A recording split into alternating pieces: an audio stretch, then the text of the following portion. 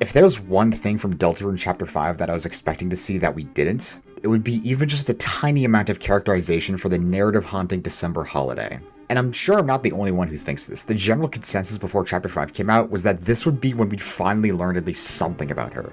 Unfortunately for us though, Asgore, the king of vague posting, had other plans that were designed in a lab to specifically slightly agitate all of the lore freaks. All jokes aside though, despite how little new information about her there was this chapter, I feel like there was still a lot that we learned from this chapter that can help us try and piece together what might have happened to Des, even if that information requires squinting at subtext in order to find it. So if Asgore's not going to tell us what happened, so help me God, I'll pry that full backstory right out of his hands if I have to. Just a few quick disclaimers before we start though. Firstly, here's your spoiler warning for Undertale, Deltarune, and Omori, so please proceed with caution if you have yet to play any of those games. And secondly, this video only seeks to try and answer what might have happened leading up to the day Des disappeared. I will not be covering anything that went down after the day of the incident, simply because that's just outside of what I want the scope of this video to be. Which is the sugar-coated way of saying, but I don't wanna. But enough preamble, let's finally dive into my second big theory video on this channel, for the theory that I would like to call the Dark Wish Theory. Also, please like and subscribe. Please. Let's kick things off by breaking down what we know for certain about what happened about the day that Des disappeared.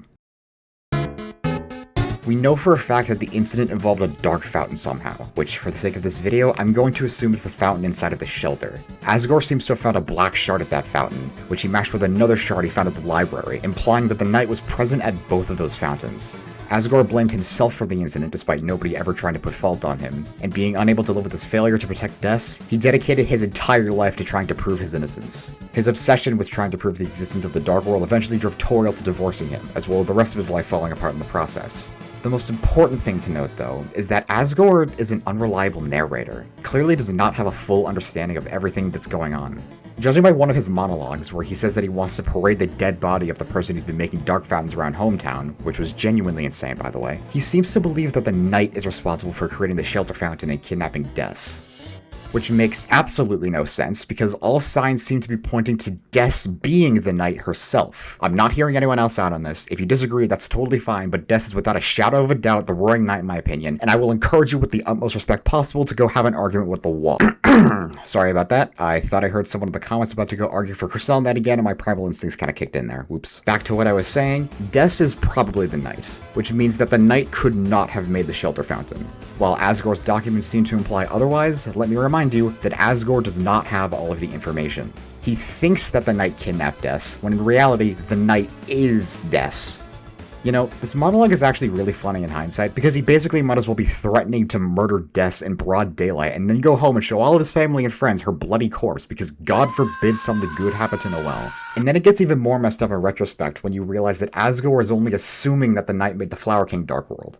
So the person that he's actually unknowingly looking for is Kris. Huh. Actually, come to think of it, Kris is implied to know what happened to Des, right? I mean, they'd kinda have to, since Kris is working with her to create more fountains around hometown. And that actually kinda lines up with why they might feel guilty, because they probably know what happened and just never said anything. It could explain why they're working with Carol and why they would have access to the shelter at all. And considering what Asgore doesn't realize he's actually asking for here. Oh my god, Kris opened up the first dark fountain, didn't they?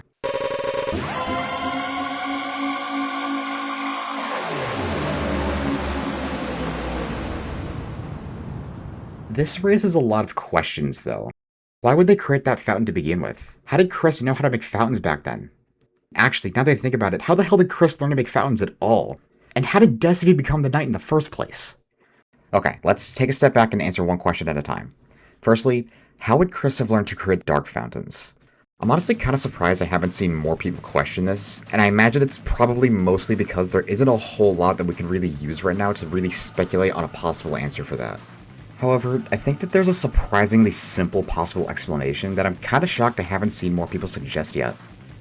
Kris learned how to make dark fountains through studying the occult with Caddy. Like, just think about it for a sec. These are dark worlds we're talking here, that have demonic imagery scattered throughout all of them, even if for no other reason than the darkness's association with Gaster.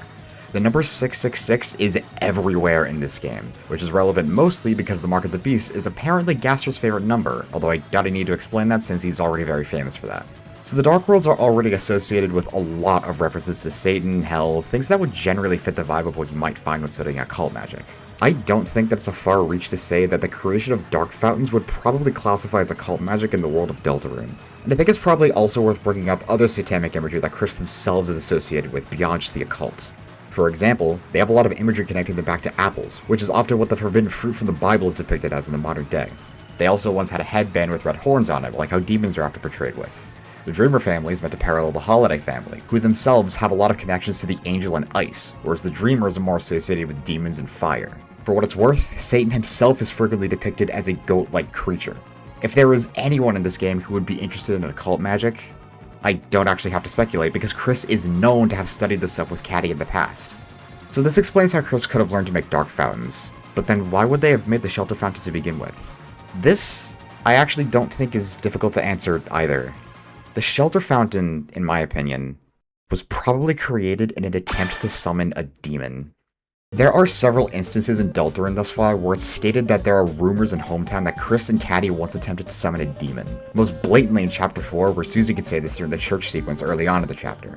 It's also brought up a couple other times throughout the game, like during one of Pop-Up's acts in Chapter 2, and when interacting with Caddy at the church in Chapter 5. In fact, Chapter 5 outright confirms that there's truth to the rumors, thanks to the aforementioned Caddy dialogue. With the way that this detail has been repeated to us several times over now, I think it has to be at least somewhat important, right? And with Gastor and the Dark Worlds being so tied to all of the satanic imagery, I would honestly be shocked if the demon summoning was somehow unrelated to the rest of the game's darkness shenanigans. Plus, linking the creation of the shelter fountain to the summoning ritual actually helps explain a lot.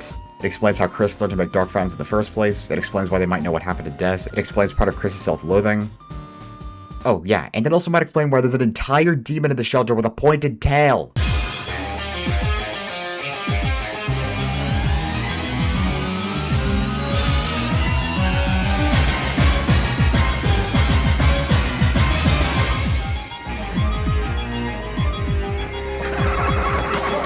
I know that I'm throwing a lot of ideas at you all at once, but they all kinda tie in with each other and it's difficult for me to talk about each of them individually, but this is what I'm really trying to get at here. Dark Witch Theory in its simplest form proposes that Kris created the first Dark Fountain in Hometown to try and summon the Tail of Hell. Whether they were trying to summon specifically the Tail of Hell or the target was just any random demon for the hell of it, I don't know.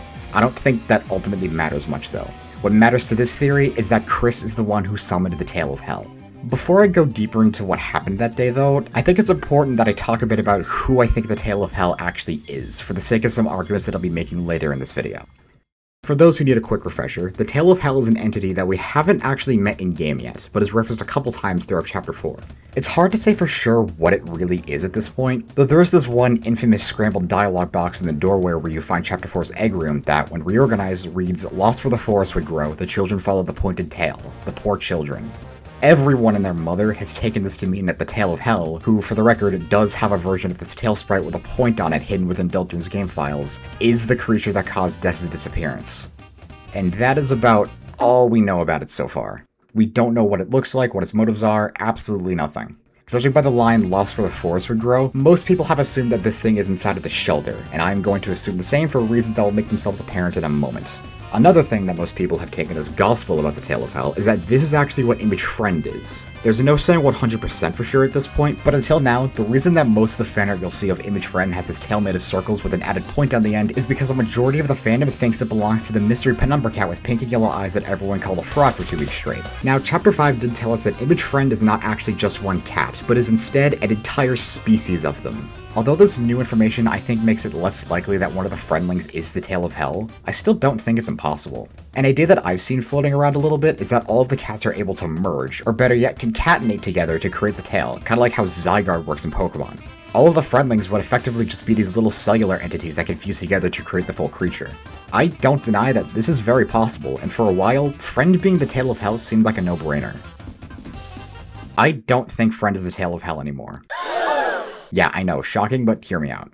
After Chapter 5 came out, I was informed of a Google Doc that someone posted in a Discord server that I'm in. The theory itself didn't necessarily seek to answer who the Tail of Hell is on the surface, but it genuinely made such a strong case for it that I am fully convinced that this Google Doc is correct. But if it's not Image Friends, then who the hell is the Tail? God, I'm such a good writer. I currently believe that the true identity of the Tail of Hell, the demon summoned by Kris, is the one and only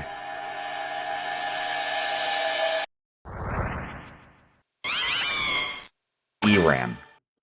or at least an actual Darkner equivalent to the ERAM we see in the sword route boards.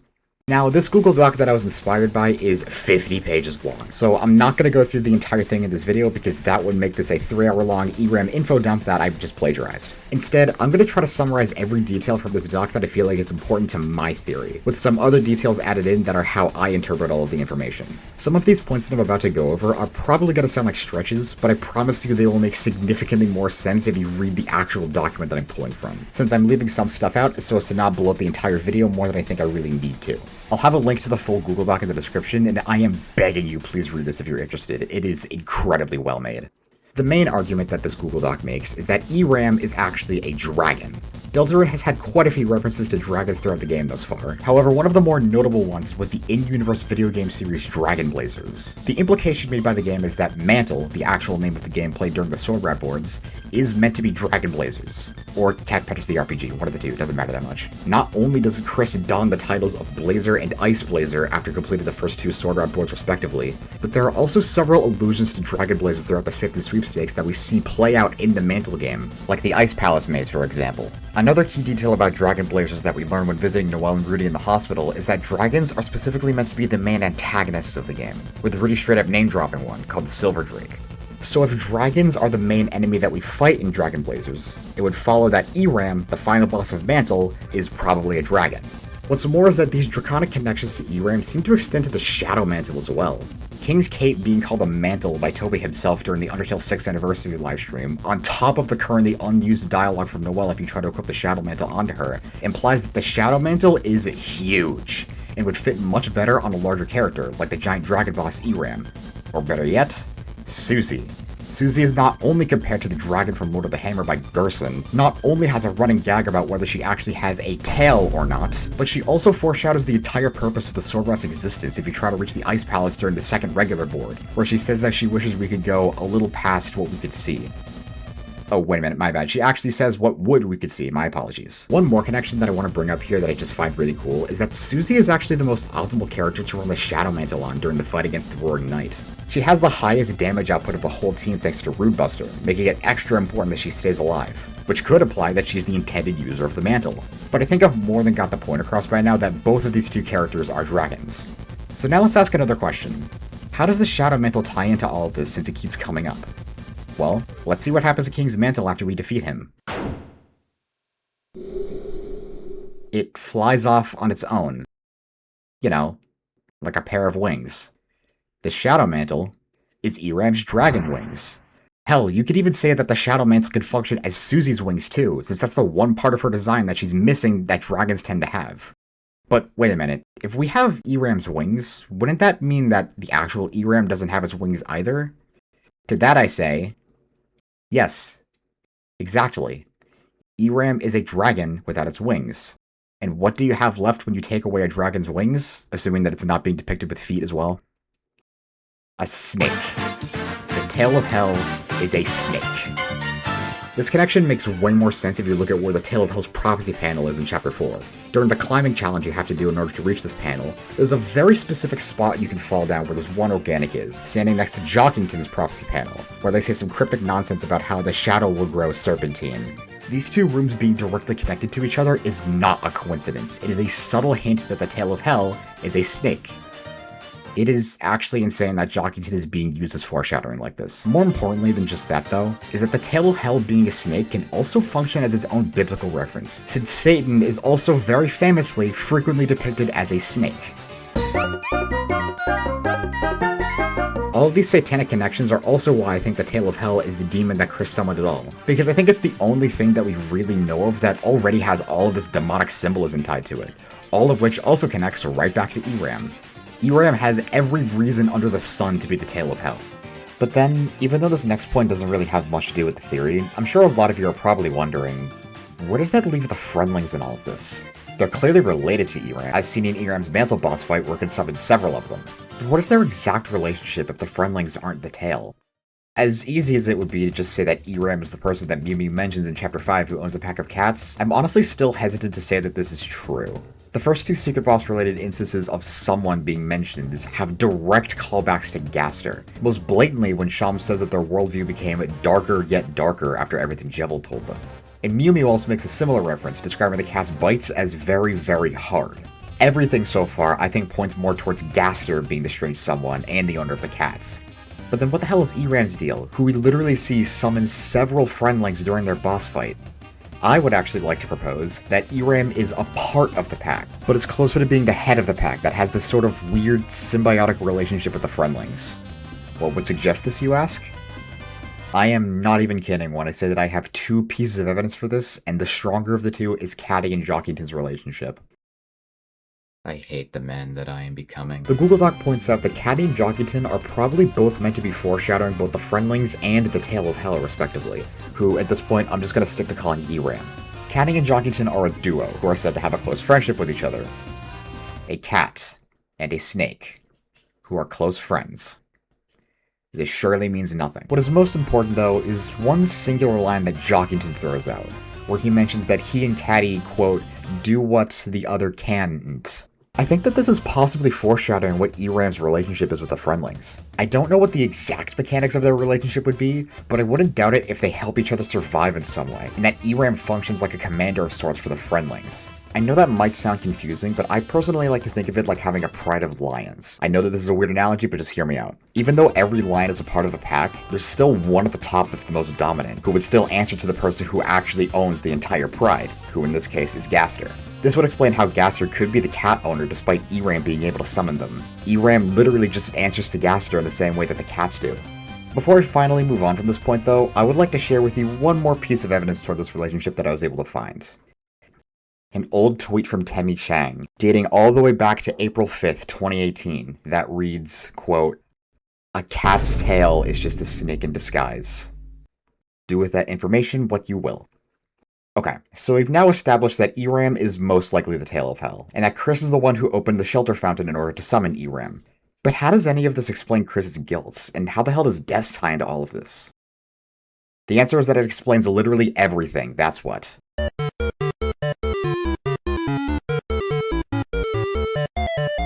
Okay, finally getting back to talking about Kris themselves, Chapter 5 appears to have given us a somewhat subtle glimpse of what Kris was like as a child. In previous chapters, as well as in the Swampton Sweepstakes, it's been made pretty clear that Kris, during their younger years, was a prankster. There are several instances where it's stated that Kris would pull pranks on Noelle in particular, usually by trying to scare her. On top of that, Kris has always seemingly had an affinity for knives that still carries to this very day, especially if Kara is anything to go by in Undertale. But Chapter 5 introduces a new character who seems to parallel Kris's younger self in several aspects, who also happens to double as the most precious creature ever created by Toby Fox. Aqua is startlingly similar to how Kris is described to have been like as a child. Mischievous in nature? Yup. Affinity for knives? You bet. Neglected by Asgore? Oh boy, you know it! Aqua even being the same shade of light blue like Kris is in the Dark World as the cherry on top of their parallels. But there was one more detail about Aqua that was pointed out to me recently that I think is probably significant, that I don't know how I didn't really pick up on before. Aqua doesn't really seem to understand why violence is such a bad thing. You literally have to actively tell her that friends are not people you should be stabbing. She is still so young that she is physically incapable of taking anything seriously at all. And if a large chunk of Aqua's personality is meant to reflect how Kris once acted, I think it perfectly stands to reason that for a while there, Kris was just as naive about several different similarly serious topics. Now, I know a lot of people have also taken this tidbit about child Kris's naivety and created theories about how Kris was involved with what happened that day. The general consensus is that what happened is probably very similar to the main conflict of Omori, where Kris probably saw or had a hand in Des' disappearance without anyone else in town knowing. I think the reason why most people believe this is because of a tweet that Toby Fox made years ago, where he said that someone was working on a game that is very, very similar to an old game concept he had before Undertale that he never finished. While there's never been any official confirmation, judging by the timing of the tweet, and because of Toby's friendship with Omocat, it's highly likely that 1. The unfinished game concept he refers to is Deltarune, and 2. The other game that someone was working on is Omori. So I think it's pretty safe to say that we've got another Omori situation on our hands here. With that in mind, I've seen a few people theorize, for example, that Kris ended up stabbing Des for whatever reason without thinking, resulting in a dark fountain being opened up inside of her, which turned her into the night. This isn't the only theory out there about how Kris was involved with Des' disappearance, and I'm only bringing up this example because it gained a lot of popularity after Chapter 5. While I definitely think it's a cool idea, I would like to provide a counterpoint.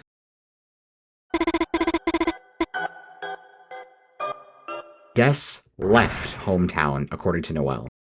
Noelle says this at the lake in the weird route, which is also suspiciously the same location where she tells Susie that she was thinking about leaving herself. Only because I don't want this video to become age restricted, I'm intentionally going to dance around what leaving is a metaphor for here, but what the subtext is implying here is that Des did not become the knight by accident.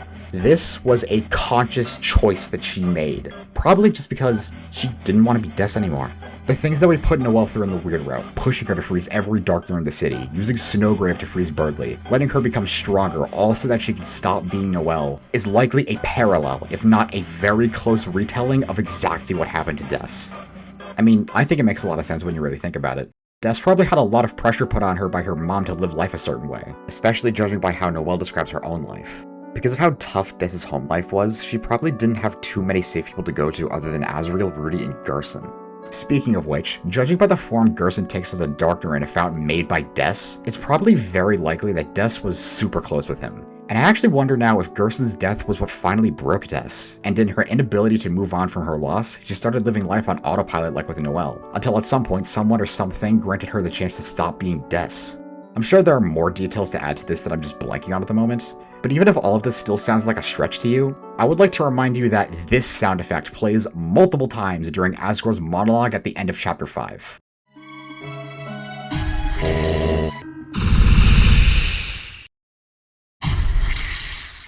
Yeah, I think I can pretty safely say that Des got weird ratted. Now, I feel the need to clarify that this counterpoint is not my own, and that I got the idea for it from another theory video that I found, called Demon Heart Theory. I'll have a link in the description below to that YouTube video if you want to check it out, and I think it's genuinely one of the most convincing theories I've seen about the new chapter. And it also helped me piece together a lot of the conclusions that I made for Dark Wish Theory, so huge shoutouts to this person who made that video.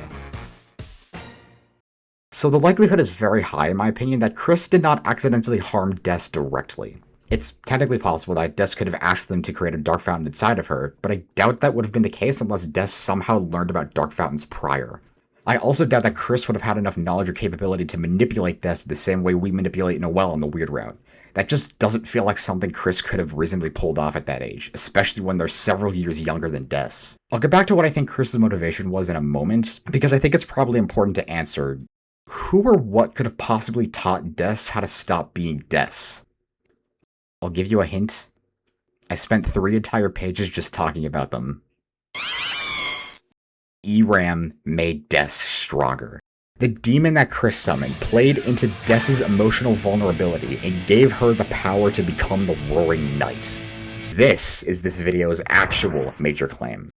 But what evidence is there for this? I mean, everyone basically already agrees that the Tale of Hell was somehow involved with the Des incident, but what would point specifically to ERAM empowering Des in this way? A few things, actually. First, a point made courtesy of the Google Doc are the potential biblical connections. In the weird route, we watch as we slowly empower Noelle to become stronger, effectively teaching her that she doesn't have to be Noelle anymore, because Kris is clearly no longer Kris.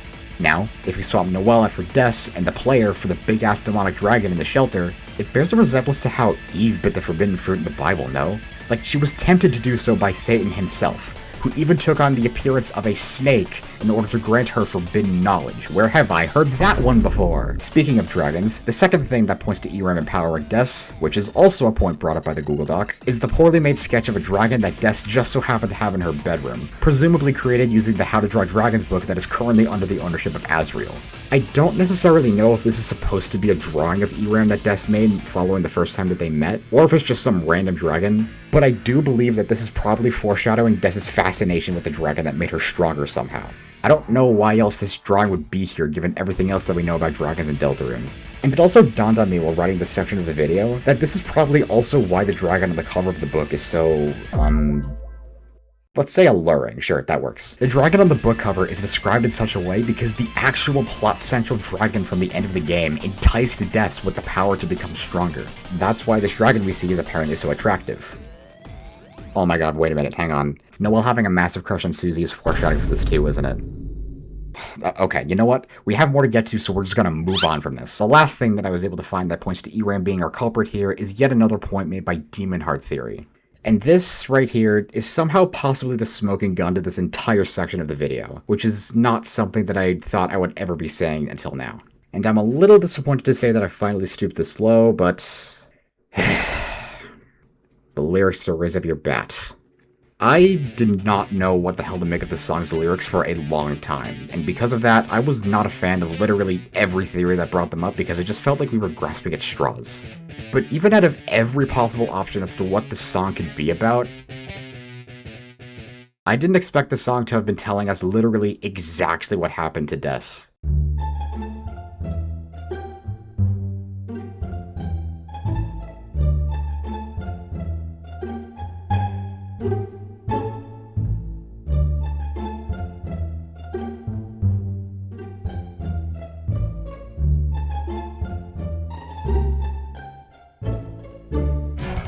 Des's hope was dying.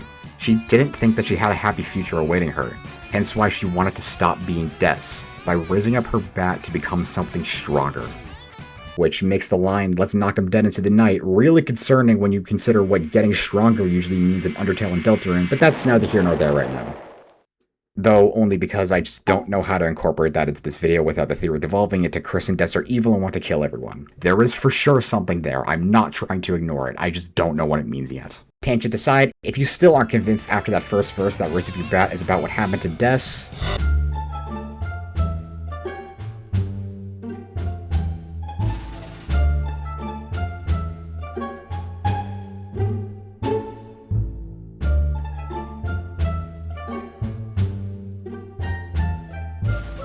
as many people have pointed out before me, there is an entire part of the song that describes what happened in Chapter 5's Weird Route to a T, which is the very same scene that is meant to parallel what happened to Des. Like, come on, man. Come follow me into the dark, with your heart as the arc, which shall guide you the way through the waves. They aren't even being subtle about it. Raise Up Your Bat is a song about how Des went missing. And thank God we finally have our answer for that. Now everyone will finally shut up about this song, right? Right? Alright, so I've gone over what I think happened to Des, but what about Kris? I've made it clear that I think that they summoned Eram and opened the shelter fountain to do so, but why? Why would Kris try to summon such a dangerous creature like the Tail of Hell?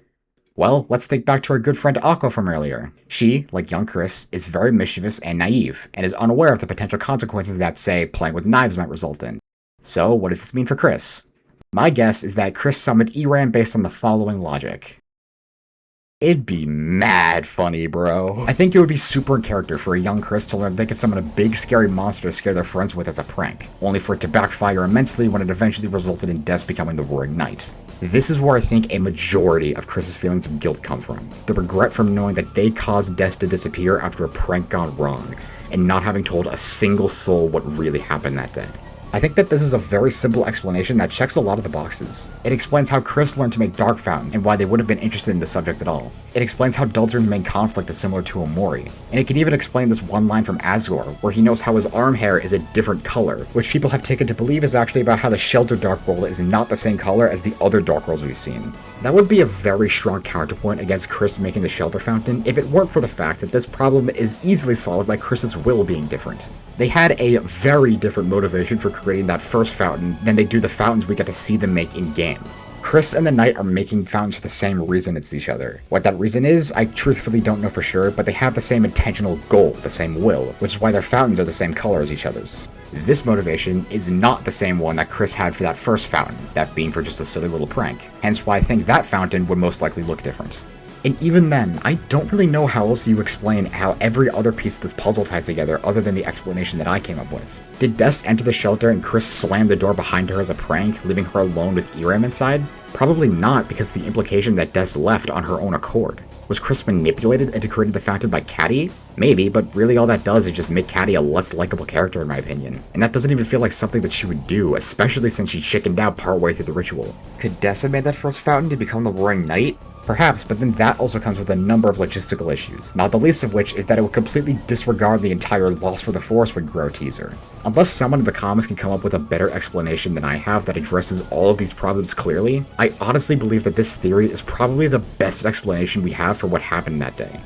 But I've talked about everything completely out of order so far, so to finally close this video out, I would like to propose a timeline for what I think is the most likely order of events that happened leading up to Des's disappearance. While this timeline does get very specific at times, I am not seeking to figure out every exact small detail about what happened. All that I'm trying to do is provide a rough idea of what I think might have gone down, and as long as this theory is generally in line with the actual events that played out, I personally will consider this theory correct, and you are free to either agree or disagree with that if you'd like. And for those wondering, yes, this timeline almost certainly qualifies as fanfiction, and I am not even going to try to bother hiding that. So without further ado, here is what I believe truly transpired all of those years ago.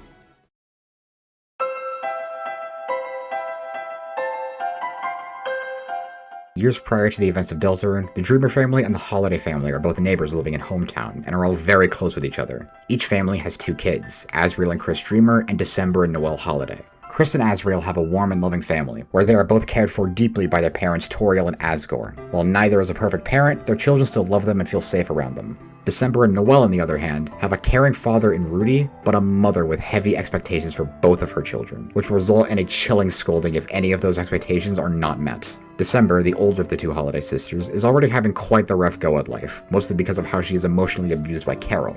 Des must always act in a certain way, always remain frozen still as the person Carol wants her to be, or else face punishment that crushes her self-worth. She doesn't feel safe around her mother, and instead only has 2 guiding figures that she looks up to, her aforementioned father, as well as her school teacher, Gerson Boom. Asriel is also December's boyfriend at this time, who could have also possibly been a place of warmth for Des, but we don't know absolutely for sure with the information available to us now. Regardless, Des does not like being Des, which is why Gerson's death is especially devastating for her. With her mentor gone, she begins to live her life on autopilot, focusing on getting good grades and performing like her mother wants her to, all while feeling like life is passing her by as if she were watching it through a glass pane. Although she still has her father and Asriel, neither of them are enough to help her cope with the loss of her teacher. Meanwhile, at the house next door, Kris Dreamer is a young, mischievous child who finds enjoyment from playing pranks on their friends. In particular, they like trying to scare their neighbor Noelle, either through physical means such as hiding under her bed and jumping out at her, or through verbal means, like that one time when they told her that Icy really needs kids. An unknown number of days before the incident, Kris's friend Caddy Kattenheimer loops them in on how she's been studying occult magic, and Kris wants in. After an unknown amount of time of them studying these dark spells, Kris, in their naivety, gets an idea for another prank, trying to summon a demon to scare Noelle. With the help of Caddy, they decide to perform the ritual in the town's storm shelter by the forest, so that way no one can find the demon before Kris wants them to. The duo begins the ritual, but part of the way through, the reality of what's about to happen finally hits Caddy, and she flees before the summoning is completed. The rest of the job is now up to Kris, who, with a knife in their hand, stabs the ground beneath them to open up the very first dark fountain in Hometown.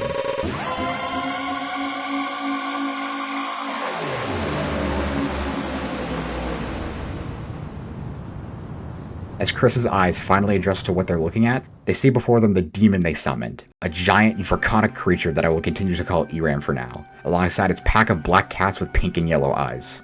Kris excitedly began explaining their plan to Eram, who, instead of killing Kris right then and there, opted to play along.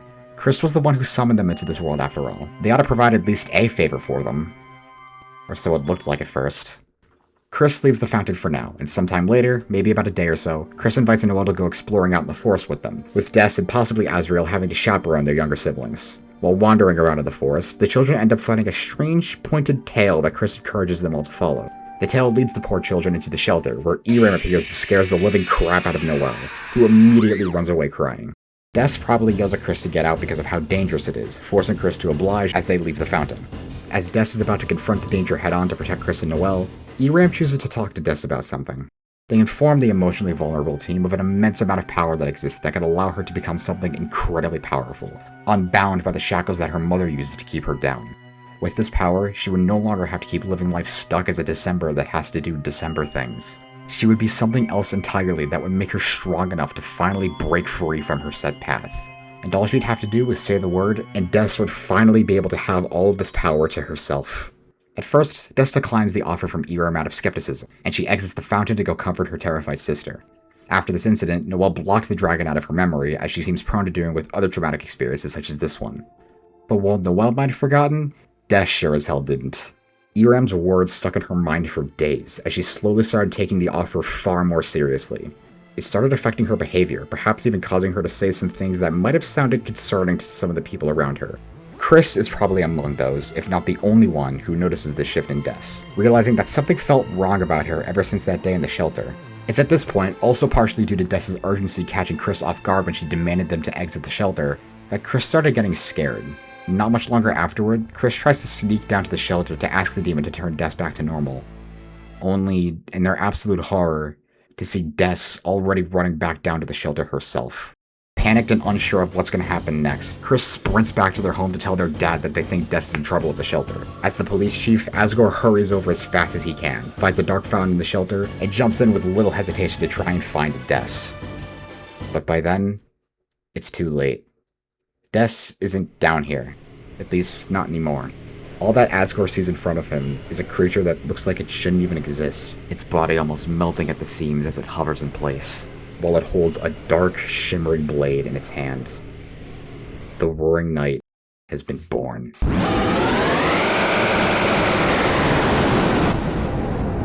Asgore looks at the knight, assuming that it has to have taken Des.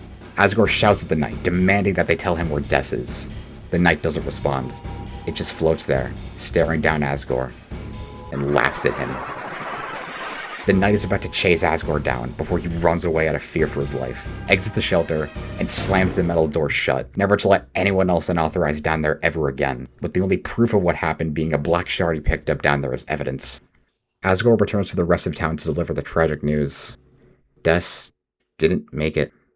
The entire town is left shaken, and both the Dreamers and the Holidays are permanently emotionally scarred after the tragedy. Noelle and Kris, being so young, are simply told that Des ran away and that they would never see her again. But Kris knows what happened. They know that Eram, the demon that they themselves are responsible for summoning, is really who made Des disappear.